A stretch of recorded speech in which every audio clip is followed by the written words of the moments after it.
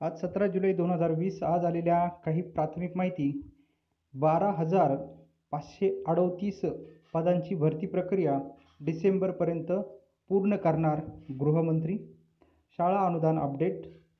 21 जुलैपासून 62,500 शिक्षकांच्या वेतन अनुदान मागणीसाठी उपोषणाला होणार सुरुवात.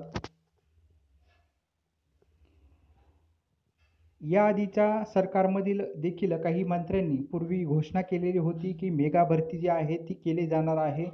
त्यामध्ये अत्यंत मोठी आकडेवारी देखील घोषित करण्यात आलेली होती, परंतु प्रत्यक्षामध्ये किती भरती झाली याचा जो अहवाल आहे तो संपूर्ण महाराष्ट्रातील सर्वांनी बघितलेला आहे. आता त्याच पद्धतीने देखील माहिती येत आहे का 12,538 पदांची भरती प्रक्रिया डिसेंबरपर्यंत पूर्ण करणार आहे. ही माहिती जी आहे ही स्वतः गृहमंत्र्यांनी दिलेली आहे. निश्चित भरती प्रक्रियेकडे महाराष्ट्रातील तरुण वर्ग जो आहे हा लवकरात लवकर आपल्याला नोकरी मिळावी याकरिता प्रतीक्षेमध्ये आहे. आणि त्यामुळे ही जर भरती प्रक्रिया पूर्ण जर झाली तर निश्चित जे सुशिक्षित बेकार जे तरुण वर्ग आहे की ज्यांच्या हाताला अजून कुठेही काम नाही, शिक्षण जास्त झालेलं आहे आणि बेकारीचं जे प्रमाण, बेरोजगारीचं जे प्रमाण आहे ते महाराष्ट्रामध्ये वाढत आहे आणि निश्चित याला कुठंतरी हातभार जो आहे तो तरुणांना लागू शकतो. कुटुंबाला निश्चित याच्यातून फायदा जो आहे तो होऊ शकतो. परंतु यामध्ये जी आकडेवारी सांगितली आहे 12,538, निश्चित एवढी जर भरती प्रक्रिया पूर्ण झाली तर यातून असंख्य जे काही बेरोजगार तरुण आहेत त्यांना निश्चित सरकारी नोकरी मिळण्यासाठी फायदा होईल. तर याविषयी जी काही माहिती दिलेली आहे ती आपण सुरुवातीला बघणार आहोत. 12,538 पदांची भरती प्रक्रिया डिसेंबरपर्यंत पूर्ण करणार गृहमंत्री अनिल देशमुख यांनी ही माहिती 18 जुलै 2020 रोजी दिलेली आहे. राज्यातील पोलीस भरतीला वेग. मुंबईवरून सदर प्राथमिक माहिती आलेली आहे. राज्यातील पोलीस दलांमध्ये विविध पदांवर जवळपास 12,538 पदांच्या भरतीसाठी तातडीने कारवाई करण्याच्या सूचना विभागाला देण्यात आल्या आहेत. डिसेंबर अखेर ही प्रक्रिया पूर्ण केली जाईल असे गृहमंत्री अनिल देशमुख यांनी सांगितले. या संदर्भात एक बैठक नुकतीच मंत्रालयात संपन्न झाली. या बैठकीस गृह विभागाचे अप्पर मुख्य सचिव सीताराम कुटे, अप्पर मुख्य सचिव डॉक्टर संजय चहांदे, वित्त विभागाचे प्रधान सचिव नितीन गद्रे, पोलीस महासंचालक सुबोध कुमार जायसवाल, प्रधान सचिव विशेष अमिताभ गुप्ता उपस्थित होते. सध्याच्या काळामध्ये पोलीस विभागाने अत्यंत महत्त्वाचे कार्य केलेले आहे. राज्यात कायदा व सुव्यवस्थेच्या दृष्टीने पोलीस शिपाई वर्गातील पदांची अत्यंत आवश्यकता आहे. त्यामुळे या संवर्गातील 100% रिक्त पदं भरणे आवश्यक आहे.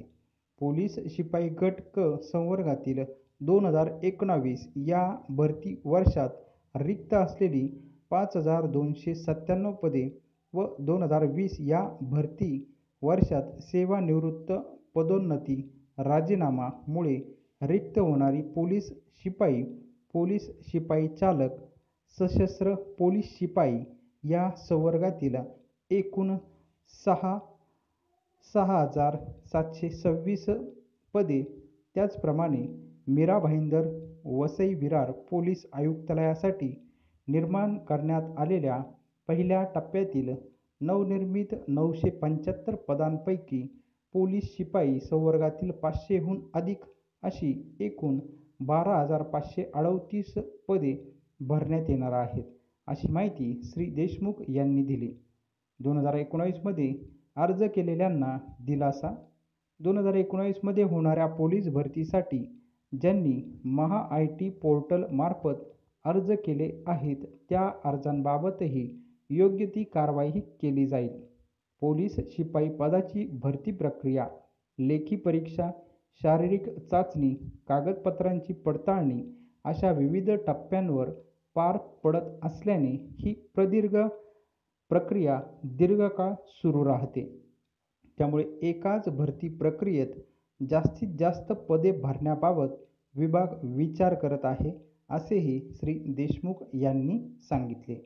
निश्चित या पद्धतीने जर भरती प्रक्रिया होत असेल, 12,538 पदांची जर भरती प्रक्रिया निश्चित पूर्ण व्हायला पाहिजे, की ज्यामुळे महाराष्ट्रातील जे बेरोजगार तरुण वर्ग आहे आणि ज्यांना अजून कुठेही नोकरी मिळालेली नाही आहे, शिक्षण जास्त झालेलं आहे, कुटुंबाचा कुठेतरी एक आधार निर्माण होईल, त्याकरिता ही भरती प्रक्रियेकडं संपूर्ण महाराष्ट्रातील तरुण वर्गाचं लक्ष लागलेलं आहे. ही भरती प्रक्रिया पूर्ण हो, अशी संपूर्ण महाराष्ट्रातील तरुणांची इच्छा आहे. बेरोजगारीचं प्रमाण जे आहे ते दिवसेंदिवस वाढत आहे. निश्चित याच्यातून ही भरती प्रक्रिया जर पूर्ण झाली तर त्याच्यातून निश्चित एक कुठेतरी दिलासा जो आहे तो तरुण वर्गाला, बेरोजगार तरुणांना मिळताना पाहायला दिसू शकतो. याविषयी देखील आणखी भरती प्रक्रियेची जी काही अद्ययावत माहिती येईल ती पण आपण पुढं वेळोवेळी बघणार आहोत. तूर्तास ही फक्त 12,538 पदांची भरती प्रक्रिया जी सुरू झाली ती पूर्ण हो, हीच संपूर्ण महाराष्ट्रातील तरुणांची इच्छा आहे. त्यानंतर शाळा अनुदान अपडेट. महाराष्ट्रातील प्राथमिक, माध्यमिक, उच्च माध्यमिक असे जवळपास 62,500 शिक्षकांचं ज्या वेतन अनुदान नसतीकडे लक्ष लागलेलं आहे, ती नसती अर्थ विभागातून पुढं जायचं नावच घेत नाही. तर त्यामुळे लवकरात लवकर अर्थ विभागातून ही जी फाईल आहे ती पुढं, मग त्यामध्ये उच्च माध्यमिकच्या फाईलला मंत्रिमंडळाची देखील आवश्यकता भासणार नाही, असं देखील येत्या काही 2-3 दिवसामध्ये ज्या काही आपल्याकडे प्राथमिक माहिती आलेल्या होत्या त्यामध्ये विविध जे शिक्षक संघटनेचे पदाधिकारी होते त्यांनी सांगितलेलं होतं की उच्च माध्यमिकची जी काही फाईल आहे त्याला मंत्रिमंडळाची आवश्यकता नाही आणि त्यामुळे उच्च माध्यमिक शिक्षकांना पण कुठेतरी वाटतंय की लवकरात लवकर हा प्रश्न जो आहे तो निकाली लागावा, कारण अजून देखील 20 वर्ष होऊन वेतन जे आहे ते मिळालेलं नाही आहे. इतर ज्या काही फाईल आहे, मग इतर जे काही फाईल आहे त्यांना जर मंत्रिमंडळाची आवश्यकता असेल तर त्या देखील लवकरात लवकर अर्थ विभागातून पुढं त्यांचा प्रवास जो आहे तो झाला पाहिजे, असं संपूर्ण महाराष्ट्रातील प्राथमिक, माध्यमिक, उच्च माध्यमिक सर्व शिक्षकांना वाटत आहे. कारण सर्व जे शिक्षक आहे ते विनाअनुदानित आहे. सर्वांचा प्रश्न एकच आहे की आपल्याला कुठेतरी वेतन सुरू व्हावं, आपल्या कुटुंबाचा उदरनिर्वाह व्यवस्थित व्हावा. याकरिता याआधी पण कित्येक सरकार आलेले होते, त्यांना देखील जी आहे ती विनंती आहे ती शिक्षकांकडून करण्यात आलेली होती. आता देखील शिक्षक जे आहे ती विनंती करताय आणि जर लवकरात लवकर ही प्रक्रिया पार पडली नाही तर मात्र वेगवेगळ्या ठिकाणावरून जे आंदोलनाचे निवेदन जे आहे ते देखील आपण याआधी माहिती बघितलेली आहे की औरंगाबादवरून देखील पायी दिंडी जी आहे ती मंत्रालयाच्या दिशेने जाणार आहे. मुख्यमंत्री असतील, उपमुख्यमंत्री किंवा शिक्षण मंत्री, राज्यपाल असे या सर्वांच्या जे काही शासकीय हे आहे त्या ठिकाणी सदर जी पायी शिक्षकांची दिंडी आहे ती जाण्याचा इशारा जो आहे तो देखील देण्यात आलेला आहे. त्यानंतर 21 जुलैपासून उपोषणाचा देखील इशारा देण्यात आलेला आहे. त्याची माहिती आता आपण पुढे बघणार आहोत. तर तूर्तास वित्त विभागामधून फाईल लवकरात लवकर पुढं गेली पाहिजे असं शिक्षकांना कुठेतरी वाटते. परंतु कोरोनाच्या विपरीत परिस्थितीमुळे अधिकारी वर्ग उपस्थित राहत नाही असं देखील मंत्रालयातील अधिकाऱ्यांकडून किंवा विविध जे काही मंत्री महोदय आहेत त्यांच्याकडून सांगण्यात येत आहे. तर येत्या काळामध्ये काय होणार आहे त्याची माहिती आल्यानंतर ती पण आपण निश्चित पुढं बघणार आहोत. त्यानंतर 21 जुलैपासून 62,000 शिक्षकांच्या वेतन अनुदानासाठी या मागणीसाठी उपोषणाला सुरुवात ही होणार आहे आणि त्या दृष्टीने निवेदन जे आहे ते देखील देण्यात आलेलं आहे. 17/7/2020 रोजीच हे जे निवेदन आहे हे निवेदन माननीय मुख्यमंत्री, उपमुख्यमंत्री, शिक्षण मंत्री, त्याचसोबत गृहमंत्री, विधान परिषद महाराष्ट्र राज्य म्हणजेच विरोधी पक्षनेते, विधानसभा, विधान परिषद महाराष्ट्र राज्य, शालेय शिक्षण सचिव जे आहे, शालेय शिक्षण व क्रीडा विभागाचे शिक्षण सचिव, शिक्षण आयुक्त, शिक्षण संचालक महाराष्ट्र राज्य, सर्व शिक्षक व पदवीधर आमदार महोदयांना देखील हे निवेदन देण्यात आलेलं आहे. निश्चित ते पण या निवेदनावरती विचार करतील. त्यानंतर विभागीय शिक्षण उपसंचालक कोल्हापूर यांनाही निवेदन देण्यात आलेलं आहे. सर्व जिल्हाधिकारी, सर्व शिक्षण अधिकारी यांना देखील हे निवेदन जे आहे ते देण्यात आलेलं आहे. नेमकी काय मागणी केलेली आहे निवेदनामध्ये ती आपण बघणार आहोत आणि त्या दृष्टीने महाराष्ट्रातील सर्व जिल्ह्यांमधील शिक्षकांनी यामध्ये हे जे निवेदन आहे ते विविध जे सरकारी यंत्रणा आहेत त्यांना देण्यात आलेलं आहे, जेणेकरून या यंत्रणेकडून प्रत्येक तालुक्यातून हे जे उपोषणाला जे काही शिक्षक बसणार आहेत त्याची जी माहिती आहे ती संबंधित यंत्रणेकडून जी काही सरकारी यंत्रणा आहे, मग त्यामध्ये तहसीलदार असतील किंवा जिल्हाधिकारी असतील, या ठिकाणावरून सदर जी माहिती आहे किंवा पोलिसांच्या जे काही विविध कार्यालय आहे यांना देखील देण्यात आलेली आहे. तर यामुळेच ही जी माहिती आहे ती मुख्यमंत्र्यांपर्यंत, शालेय शिक्षण मंत्री, अर्थमंत्री यांच्यापर्यंत जात असते की किती उपस्थिती या आंदोलनाला असणार आहे. तर त्यामुळे महाराष्ट्रातून सर्व जिल्ह्यामधून, सर्व तालुक्यांमधून याकरिता प्रक्रिया जी आहे निवेदन देण्याची सरकारी यंत्रणेला ती सुरू झालेली आहे आणि निश्चित 21 तारखेपर्यंत जर निर्णय झाला तर निश्चित सर्व शिक्षकांना त्यामध्ये आनंदच असणार आहे.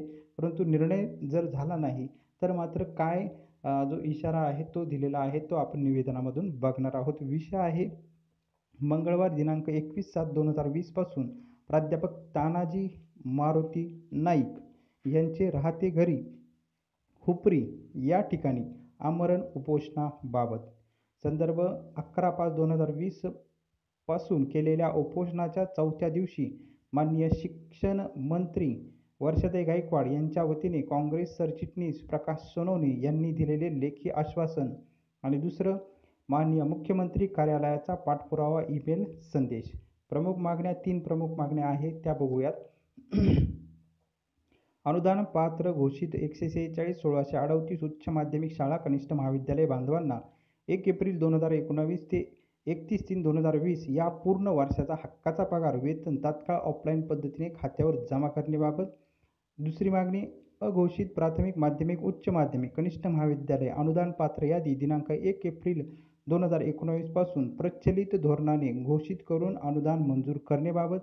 तिसरी मागणी प्राथमिक माध्यमिक उच्च माध्यमिक बिंदू नामावली तयार करण्याचे शासनाचे पत्र रद्द करण्याबाबत.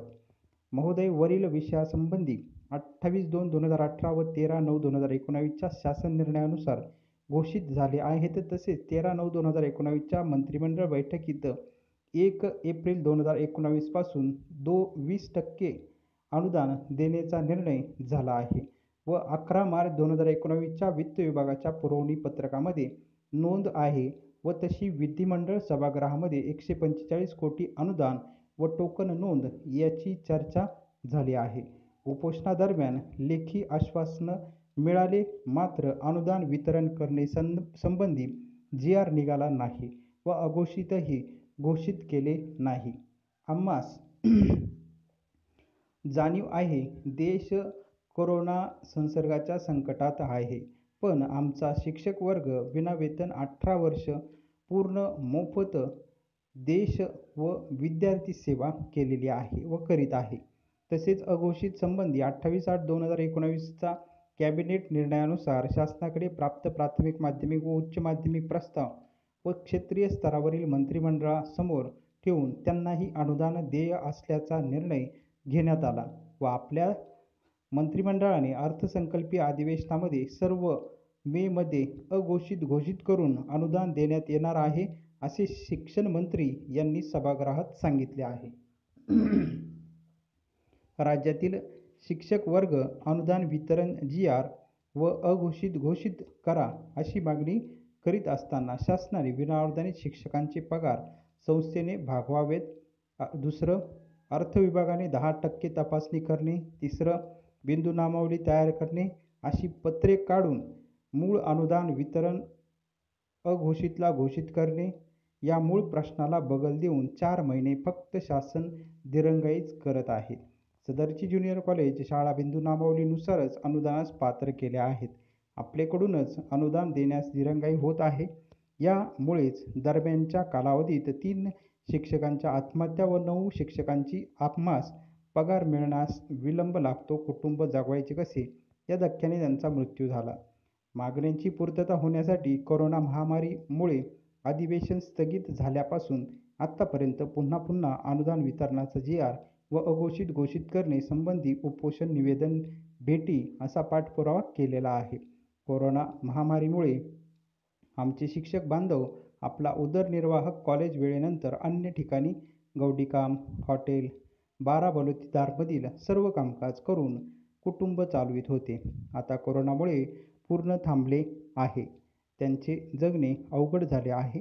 आपण शासन हाच एकमेव आधार आहे, तरी कृपया आपण संबंधित अनुदान वितरणाचा तात्काळ जी.आर. काढून 1 एप्रिल 2019 ते 31/3/2020 पर्यंतचे सर्वच्या सर्व 106 कोटीच्या वेतन पगार अनुदान अर्थ विभाग, शिक्षण सचिव, आयुक्त यांच्यामार्फत शिक्षक-शिक्षिका यांच्या खात्यावर ऑफलाईन पद्धतीने वेतन निश्चिती अहवालानुसार जमा करावेत. तात्काळ आपण घेतलेल्या निर्णयानुसार अघोषितची अनुदान पात्र यादी घोषित करून अनुदान मंजूर करावे. यासाठी लेखी आश्वासनं देऊनही आश्वासनाची पूर्तता न झाल्याने पुन्हा नाईलाजास्तव मंगळवार दिनांक 21/7/2020 पासून आपण प्राध्यापक तानाजी मारुती नाईक, राहते घरी, हुपरी या ठिकाणी आमरण उपोषण सुरू करत आहे. तर या पद्धतीने महाराष्ट्रामध्ये विविध ठिकाणी आता आंदोलनाची जी ठिणगी आहे ती पडलेली आहे आणि ही जी मागणी आहे जोपर्यंत पूर्ण होत नाही त्यामुळे पर्यायी शिक्षकांना उपाशी राहावं लागत आहे. अनेकदा सर्व शिक्षकांनी जे आंदोलनं आहे अजून देखील मोबाईल असेल, टेलिग्राम असेल, व्हॉट्सॲप असेल, त्यानंतर ट्विटर असेल, ईमेल असेल यामार्फत शिक्षक जे आहेत ते दररोज हे जे आंदोलन आहे डिजिटल माध्यमातून घरबसल्या हेही देखील त्याचा पाठपुरावा चालू आहे. यामध्ये मग शिक्षण मंत्री, उपमुख्यमंत्री, मुख्यमंत्री, पवारसाहेब, सुप्रियाताई त्याचसोबत इतर जे संपूर्ण महाराष्ट्रातील संपूर्ण मंत्रिमंडळातील जे मंत्री महोदय आहे, आजी-माजी खासदार असतील, आमदार असतील या सर्वांना जे संपूर्ण ट्विटर असेल किंवा इतर माध्यमातून हा प्रश्न जो आहे तो लवकरात लवकर मार्गी लागावा याकरिता शिक्षकांकडून प्रयत्न केले जात आहे. आता येत्या काळामध्ये हा प्रश्न मार्गी लागणार का यामध्ये पुन्हा जे बिंदू नामावली असेल किंवा 10% तपासणी असेल किंवा इतर ज्या काही पत्र देण्यात आलेले तसं पुन्हा आता आणखी नवीन पत्र येणार का याकडे देखील शिक्षकांचं लक्ष लागलेलं आहे.